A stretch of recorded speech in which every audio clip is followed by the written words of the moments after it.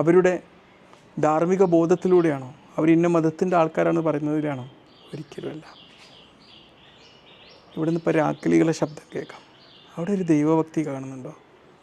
ഞാനൊരു ഓക്സിജൻ ശ്വസിക്കുന്നുണ്ട്. ഇപ്പം അവിടെ ഒരു ഈശ്വര സമർപ്പണത്തിൻ്റെ ഒരു സ്പന്ദനം നമുക്ക് അറിയാൻ പറ്റുന്നുണ്ടോ? നമ്മുടെ ഹൃദയമിടിപ്പുകൾ മിടിക്കുന്നത് കണ്ടില്ലേ?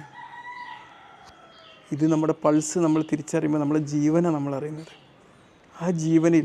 ആ ജീവനോടൊപ്പം ഒരു ദൈവ സാന്നിധ്യം നമ്മൾ തിരിച്ചറിയുന്നുണ്ടോ?